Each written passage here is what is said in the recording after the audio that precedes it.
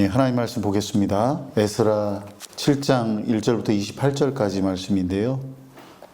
줄여서 7장 1절부터 10절까지 말씀 보겠습니다. 이 일 후에 바사왕 아닥사스다가 왕위에 있을 때에 에스라라 하는 자가 있으니라. 그는 스라야의 아들이요 아사랴의 손자요 힐기야의 증손이요 살루의 형손이요 사독의 오대손이요 아비두의 이대손이요 아마랴의 7대손이요 아사랴의 8대손이요 무라요의 9대손이요 스라이아의 10대손이요 우시엘의 11대손이요 복기의 12대손이요 아비수아의 13대손이요 비느하스의 14대손이요 엘라셀의 15대손이요 대제사장 아론의 16대손이라.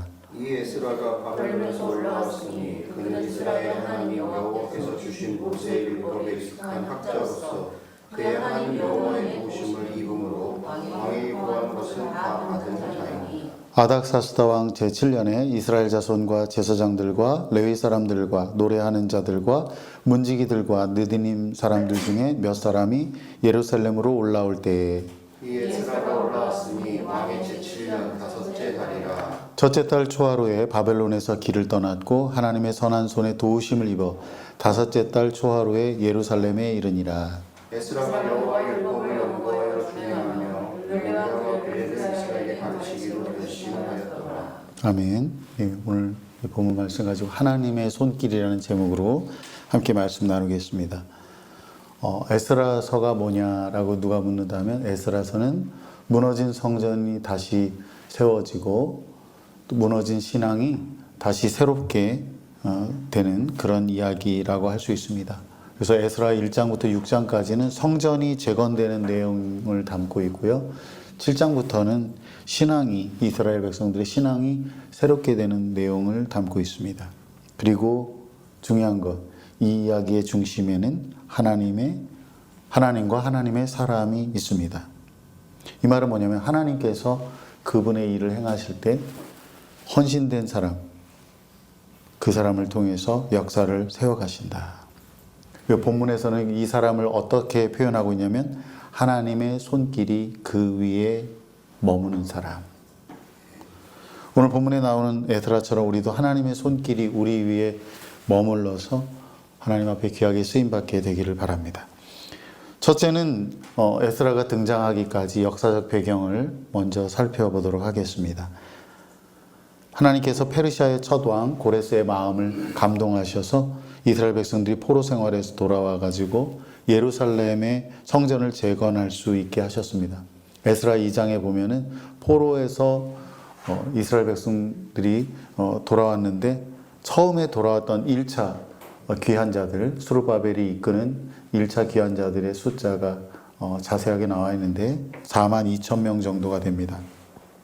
그들은 각자 흩어져 지내다가 7째 되는 달에 예루살렘에 모여서 하나님 앞에 먼저 예배를 드렸습니다. 그리고 나서 성전의 기초를 놓았습니다. 기초 공사를 이제 했습니다. 그리고 나서 모두가 다 하나님 앞에 감격하며 울었습니다. 너무너무 기뻐했습니다. 찬양했습니다. 하지만 이 와중에 이전 성전을 보았던 사람들, 나이가 많은 사람들이겠죠. 그들은 옛날을 기억하며 크게 슬퍼하며 울었어요.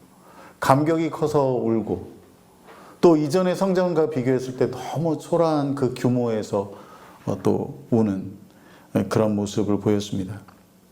한편 포로 생활에서 귀환한 사람들이 성전을 건축한다는 소식이 들리자 유다와 베냐민의 대적들이 민감하게 반응했습니다. 유다와 베냐민의 대적들이라고 이렇게 표현하고 있는데 이 사람들이 누구냐면은 북쪽에 있던 사마리아 사람들입니다. 여러 나라에서 아수르 제국에 의해서 여러 나라에서 이렇게 흩어져 살다가 사마리아에 왔던 이 혼합된 민족들을 말합니다. 사마리아 사람들도 있었고 또 그들 가운데에는 포로로 끌려가지 않은 남아있는 사람들도 있었습니다. 그들은 자기들도 성전 건축에 참여하게 해달라고 합니다. 자기들도 하나님을 섬기는 사람들이라고 이렇게 말하면서 우리도 그 일에 참여하겠습니다. 하지만 그들의 신앙은 혼합주의적인 양상을 띄었습니다. 그리고 그들이 참여하려고 하는 동기도 순수하기보다는 자신들이 지금까지 지켜왔던 그 기득권을 지키려는 데 있었습니다. 그래서 포로 생활을 하던 사람들이, 그 후손들이 예루살렘에 와서 성전을 지으면은 뭔가 자기들의 그 기득권이 위태롭게 되지 않겠어요? 이렇게 대적들이 제안한 것에 대해서 스룹바벨과 족장들이 단호하게 거절합니다. 고레스가 조서를 내려서 자기들에게 성전을 짓게 한 것은 자기들이 할 일이라 하는 것이죠. 그러니까 이 대적들이 자신들의 본색을 여지없이 드러냈습니다. 불안감을 조성하여서 사기를 떨어뜨렸고요. 노골적인 위협으로 건축을 방해했습니다. 또한 관리들에게 뇌물을 주어서 일을 지체하게 만들었고 끊임없이 제국에 고발장을 써가지고 아예 공사를 중단하게 만들었습니다. 그래서 고레스 왕 때부터 이후 여러 왕을 거치는 동안에 오랫동안 성전 건축이 진행되지 못하고 있었습니다. 성전 공사가 이제 기초만 놓은 상태에서 더 이상 진척이 되지 않고 있었는데 그 16년 정도가 지났는데 하나님께서 선지자 학개와 스가랴를 보내서 너희가 하나님의 이름으로 성전을 재개하라고 격려했습니다. 더 늦어지면은 희망의 불씨가 사라질 수도 있었기 때문에 이스라엘 백성들이 다시 성전을 건축을 재개했습니다. 현지 관리들이 다리오 왕에게 이렇게 하는 게 맞느냐고 물었는데 그때 다리오 왕이 이전에 첫째 왕이었던 고레스 왕의 조서를 발견하고 성전 건축을 해야 된다 결정하고 적극적으로 지원하여서 다리오 왕 제6년에 성전이 완성되어 봉헌식을 드렸습니다. 이것이 이제 에스라가 등장하기까지의 간략한 역사입니다. 여기서 우리가 알게 되는 것은 하나님의 뜻을 행할 때에는 언제나 대적자들의 공격이 있다고 하는 거예요. 우리가 하나님의 은혜를 경험하고 내가 주님을 위해서 헌신해야 되겠다 그러면은 그 순간에 대적자들의 공격이 있어요. 문제가 자꾸 일어나요. 때로는 교묘한 유혹이 있습니다. 그래서 우리의 정체성을 위협해요. 우리를 무너뜨려요. 다음에 해도 되겠다. 내가 현실적으로 지금은 어렵겠구나. 다음에 하면 되지. 우리는 그러한 공격과 유혹으로 위축되거나 낙심할 때가 있습니다. 하나님의 말씀대로 살아간다는 것은 옳은 것이고 그렇게 해야만 하는 것이지만은 너무 힘든 일이라서 포기하고 싶은 마음이 들기도 하는 겁니다. 그러면서 하나님이 우리에게 맡기신 일들이 자꾸만 지체되고 좌절되는 것이죠. 하지만 우리가 그럴 때 정신을 바짝 차려야 합니다. 믿음으로 살려고 하면 반드시 그런 일들이 일어난다는 것, 방해가 많고 유혹이 많다는 것을 우리가 기억해야 되겠습니다. 오히려 그럴수록 우리가 하나님의 도우심이 있을 것을 믿고 끝까지 인내하며 순종을 해야 하겠습니다. 둘째는 에스라의 등장입니다. 이제 예루살렘 성전이 봉헌식까지 해서 다 완성이 되었습니다. 예루살렘의 성전은 세워졌지만은 세월이 지날수록 이스라엘 백성들의 마음은 무너져 내렸습니다. 예배의 형식은 돌아왔어요. 그런데 이스라엘 백성들의 마음은 여전히 하나님과 멀리 있었습니다. 예배가 회복되고 성전이 재건되는 것은 그 자체가 중요한 것이 아니라 그것을 통해서 하나님과의 관계가 회복되고 하나님께 헌신하고 하나님께 영광 돌리는 그런 삶을 살아야 하는 것인데 무너진 성전은 다시 세워졌지만 무너진 신앙이 여전히 그대로 남아 있었습니다. 바로 그때 하나님께서 한 사람을 준비하셨습니다. 본문 1절에 보면은 2일 후에라고 하는 구절이 나오는데 이걸 보면 에스라가 등장한 것이 성전 건축이 있을지 얼마 되지 않은 것처럼 그렇게 생각할 수 있는데 그렇지 않습니다. 성전 건축 이후에 무려 57년이나 지난 다음에 에스라가 등장했습니다. 그러니까 성전이 재건된 이후에 오랜 시간 동안 이스라엘 백성들의 영적인 상황이 나아지지 않았다고 하는 겁니다. 하나님을 섬기는 데 있어서 물리적인 환경이 우리에게 중요하긴 하지만 본질적인 문제는 사람의 마음에 있습니다. 그래서 막 좋은 환경이 있고 교회가 막 멋진 프로그램이 있고 뭔가 으쌰으쌰하는 것 같고 건물도 좋고 뭐 그러면은 내 신앙도 좋은 것 같은데 반드시 그렇지만은 않다. 60년 가까이 지내는 동안 이스라엘 백성들의 세대가 교체되었고 신앙의 열정은 식어갔습니다. 지금 우리 한국교회의 모습하고 똑같아요. 영적인 침체를 넘어서 공동체가 분열되는 양상까지 보였습니다. 이런 위기 속에서 하나님께서 한 사람을 그들 가운데 보내셨는데 그가 바로 하나님의 사람 에스라입니다. 우리는 침묵하시는 하나님께서 우리에게 더 이상 관심이 없다고 생각할 수 있는데 그럴 때 하나님께서 사람을 보내주십니다. 오랜 그 애굽에서의 통치에 신음하는 이스라엘 백성들을 위해서 모세를 준비하신 것처럼 하나님께서 그분의 사람을 준비하셨습니다. 본문 1절 이후에 보면 에스라의 족보가 나옵니다. 그는 대제사장 아론의 16대 손입니다. 정통 제사장 가문의 출신이에요. 개혁을 추진하기에 조금도 손색이 없는 사람입니다. 게다가 그는 페르시아에서도 왕의 문서 해석을 위한 외교관 혹은 변호사로 활동했던 행정관리였습니다. 제국에서 상당히 높은 지위에 있던 사람이기에 충분히 영향력 있는 인물이었다고 볼 수 있습니다. 하지만 그가 어떤 가문이었느냐, 그가 어떤 스펙을 가졌느냐보다 더 중요하게 하나님께서 보시는 요소가 있었습니다. 다 같이 우리말 성경으로 본문 6절 말씀 읽겠습니다. 이 에스라가 바벨론에서 올라왔습니다. 그는 이스라엘의 하나님 여호와께서 주신 모세의 율법의 정통한 서기관으로서 그의 하나님 여호와의 손길이 그 위에 있었기 때문에 왕은 에스라가 요청한 것이라면 다 들어주었습니다. 아멘. 에스라가 아론의 16대 손으로 정통 제사장 가문 출신이라는 것도 맞고요. 그가 제국에서 높은 지위를 가진 유능한 행정관리였다는 것도 맞아요. 하지만 그보다 우리가 주목해야 할 것은 하나님의 손길이 그 위에 있었다고 하는 겁니다. 개역개정은 오늘 본문 6절을 하나님의 도우심을 입었다고 번역하고 있는데요. 그보다는 하나님의 손이 그 위에 있었다라고 하는 게 더 나은 번역입니다. 에스라를 지칭하는 이 표현이 본문에 3번이나 반복되고 있습니다. 9절에 보면 하나님의 선한 손에 도우심을 입었다 이렇게 말하고 있고요. 28절에도 우리가 읽진 않았지만 28절에도 보면은요, 내 하나님 여호와의 손이 내 위에 있으므로 내가 힘을 얻었다라고 말합니다. 그러니까 한마디로 에스라는 하나님의 손길이 그 위에 머물러 있었던 사람이라는 거예요. 중요한 스펙도 있고 아주 훌륭한 가문 출신이라는 것도 맞는데 그보다 하나님께서 에스라를 더 귀하게 쓰신 것, 그렇게 할 수 있었던 것은 하나님의 손이 그 위에 머물러 있었기 때문에. 에스라는 왕에게 무엇을 요청하든지 다 들어주었습니다. 이 말이 뭐예요? 왕이 그를 절대적으로 신임했다는 거예요. 왜 그랬습니까? 하나님의 손길이 그 위에 머물러 있었기 때문입니다. 에스라가 아주 멀고 험한 길을 걸어서 예루살렘에 무사히 도착했습니다.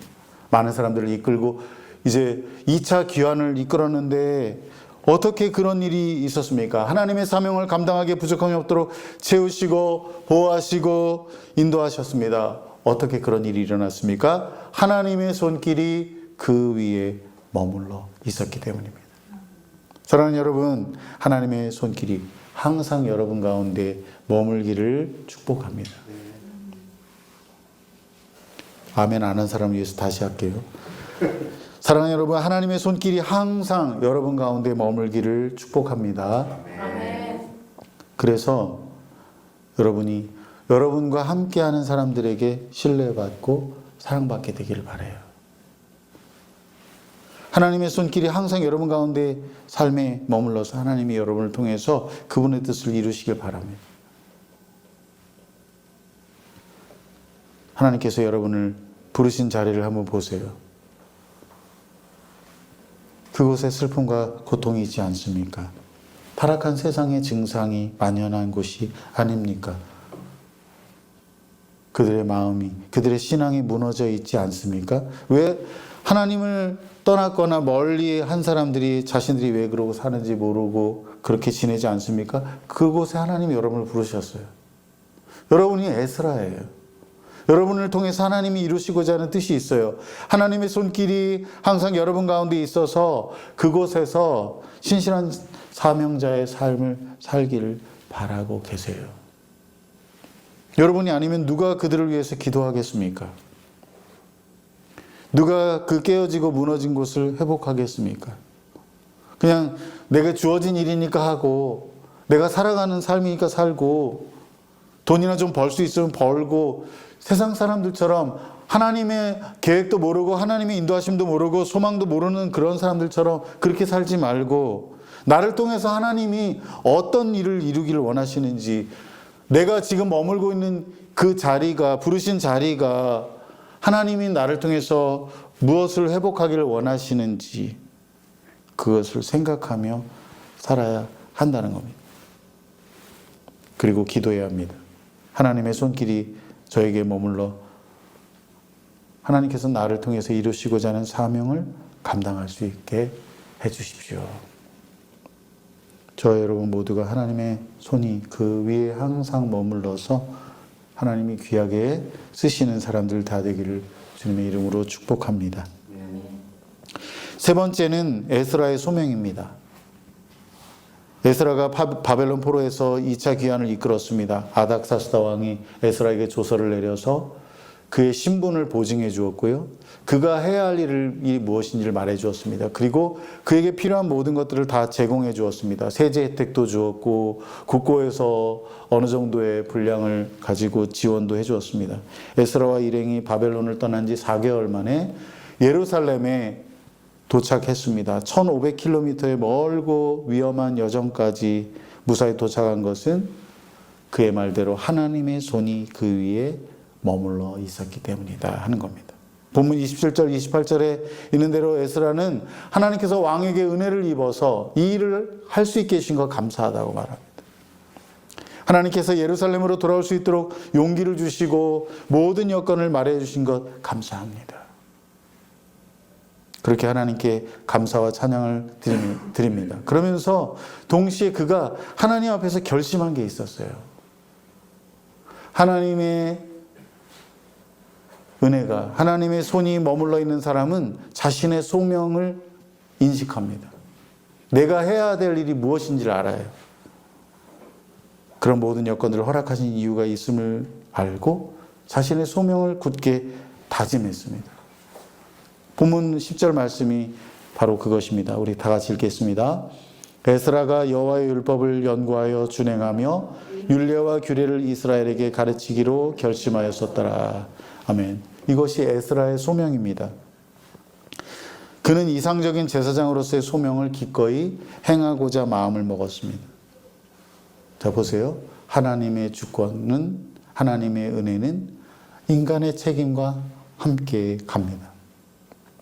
하나님이 그 손길이 그 위에 머물러 있다는 사실을 아는 사람은, 하나님이 나와 함께 하셨고 나를 지금까지 이끄셨고 나에게 모든 필요를 채워주셨고 지금 내가 이 자리에 서게 하셨다는 사실을 아는 사람은 자기의 소명을 깨닫고 거기에 자신의 인생을 걸고 살아가는 거예요. 하나님은 그분의 뜻을 이루실 때 사람을 통해서 일하십니다. 어떤 사람이에요? 하나님의 은혜를 알고 하나님의 함께 하심을 믿고 자신의 소명을 따라 행하는 사람입니다. 에스라는 먼저 율법을 연구하기로 마음을 먹었습니다. 율법을 연구한다는 이 말은 좀 더 정확하게 번역하면 하나님의 말씀을 찾는다 그 말이에요. 원래 하나님의 말씀을 잘 아는 사람입니다. 그럼에도 불구하고 에스라는 그 말씀에 더 천착하기로 했습니다. 더 깊이 말씀을 살피기로 했습니다. 오늘날 우리 한국교회의 위기는 말씀에 대한 위기입니다. 하나님의 말씀에 대한 무지와 그 말씀을 배우고자 하는 것에 대한 게으름이 한 몫을 하고 있어요. 그래서 하나님 말씀을 되게 많이 아는 것 같아요. 다 들을 수 있다고 해요. 뭐 언제 들든지 다 들을 수 있어요. 유튜브든지 뭐든지. 그런데 듣지 않아요. 제대로 말씀이 선포되지 않고 있는 문제도 어느 정도 있다고 할 수도 있습니다. 하지만 그보다 그래도 하나님의 말씀을 바르게 전하는 분들의 그 설교가 너무 많고, 그런데 문제는 귀를 기울이지 않는다는 거예요. 올 한 해 동안 여러분 매일 성경 읽고 묵상하고 있습니까? 여러분의 하나님의 말씀이 여러분의 매일의 삶을 이렇게 채우고 있나요? 우리 마음에는요, 중간이 없어요. 진공 상태가 없어요. 하나님의 말씀이 아니면 다른 외적인 소리가 여러분의 마음을 채우고 있는 겁니다. 세상의 유혹과 본능의 욕구가 맞부딪히면서 울리는 그 소음으로 가득하게 되면은 말씀의 자리, 소명의 자리가 없어요. 매일매일 세상의 소리를 귀를 기울이고 자기 자신의 마음의 소리에만 귀를 기울이고 살면, 하나님의 말씀이 없으면 하나님이 여러분을 통해서 이루고자 하시는 그 인생의 놀라운 계획이 여러분을 통해서 메꾸고자 하시고 회복하고자 하시고 세우고 새롭게 하시려고 하는 그 일들이 이루어지지 않는 겁니다. 하나님의 말씀에 헌신하지 않고도 하나님의 뜻을 이룰 수 있다고 생각한다면 그것은 형편없는 재료로 훌륭한 음식을 제공하겠다고 하는 망상에 불과한 겁니다. 하나님께서 우리 각자에게 주신 소명을 이루기 위해서는 먼저 말씀을 찾아야 합니다. 말씀에 귀를 기울여야 합니다. 하나님께서는 지금 나의 삶 가운데 원하시는 뜻이 무엇인지를 계속 찾아야 합니다. 내가 바라고 내가 하고 싶은 것이 아니라, 아까 우리가 찬양 드렸잖아요. 내 뜻과 내 생각 내려놓고, 그걸 내려놓는 게 그냥 내려놓는 게 아니에요. 나 내려놔야지 그렇게 내려놓는 게 아니에요. 하나님의 말씀을 붙들고 하나님의 말씀을 찾고 하나님의 말씀으로 내 내면을 채울 때 그것이 없어지는 거예요. 그것을 내려놓을 수가 있는 거예요. 내가 바라고 내가 하고 싶은 것이 아니라 하나님께서 바라고 원하시는 것이 무엇인지를 먼저 찾을 수 있기를 바랍니다. 또한 에스라는 하나님의 말씀을 찾고 그것을 실천하기로 결심했습니다. 오늘 우리 한국교회와 성도들에게 만연한 영적인 질병이 바로 이것이 행함의 부재입니다. 아주 중한 질병입니다. 이미 자신이 완전히 이르렀다는 오만과 자기의가 진정한 말씀의 순종을 가로막고 있습니다. 만일 여러분이 높은 수준의 설교를 들었다고 합시다. 대단히 훌륭한 설교를 들어서 감동했다고 합시다. 여러분이 큐티를 해서 오늘 이 말씀 너무 은혜스럽다, 좋다라고 합시다. 그 다음에 실천에 옮겼습니까? 작은 일이든지 소소한 일이든지 그렇게 했습니까? 그런 것들을 하나씩 실천한다면 우리는 조금씩 예수님을 닮은 인격으로 변해갈 겁니다. 하나님께서 우리의 삶을 통해 하시려는 일들을 분별하고 지혜롭게 순종할 수 있을 겁니다. 중요한 건 뭐냐면 하나님의 말씀을 묵상하거나 설교를 들어서 깨닫는 것이 있다면 그것을 바로 실천하는 거예요. 그렇게 할 때 하나님의 뜻을 이루어가는 겁니다. 내가 어떤 일정한 목표에 이르게 되면, 내가 어떤 상황이 되게 조건을 갖추게 되면 내가 그때 하나님의 뜻을 멋지게 해주겠다. 그 못난 남편들이 그러잖아요. 1년에 한 번 막 크게 감동 주려고 하고. 그런 거하고 똑같은 거예요. 하나님의 말씀을 찾고 그 말씀을 순종하는 거예요. 에스라는 하나님의 말씀을 찾고 순종한 후에 가르치기로 결심했다고 합니다. 제사장이고 학자로서의 그의 소명이죠. 오늘날에는 목회자나 교사를 제외하고 대부분 이렇게 전문적으로 말씀을 가르칠 일은 없습니다. 하지만 우리는 누군가에게 말씀을 가르치게 될 수밖에 없어요. 우리 자녀들에게 말씀을 가르치게 되는 거예요. 물론 우리 아이들은 우리가 말하는 것보다 우리의 뒷모습을 보지만 우리는 누군가에게 그렇게 말씀을 가르치는 겁니다. 우리 친구들에게 말씀을 가르치는 겁니다. 우리에게 소망을 묻는 사람들에게 말씀을 전하게 되는 겁니다. 내가 말씀을 찾고 그 말씀을 진실하게 작은 것 하나하나부터 실천하고 순종하면서 그 다음에 누군가에게 말씀을 전할 수가 있겠죠. 그럴 때 우리가 소명을 감당할 수 있는 겁니다. 우리가 말씀에 무지하여 자기 자신도 모르는 말을 하지 않도록 조심해야 하겠습니다.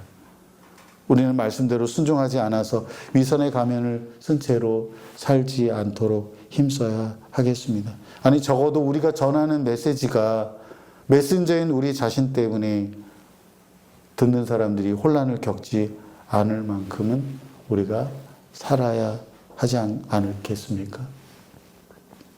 우리를 통해서 하나님의 선하신 뜻이 이루어지길 바랍니다. 이렇게 에스라는 하나님께서 자기의 삶을 이끄시고 자기의 위에 그분의 손길이 임하신다는 것을 알고 자기의 소명을 붙잡았습니다. 자기의 자리에서 자기가 해야 할 일을 찾고 그것을 행하기를 마음을 먹었습니다. 항상 하나님의 손길이 우리 가운데 머물도록 기도하시기 바랍니다.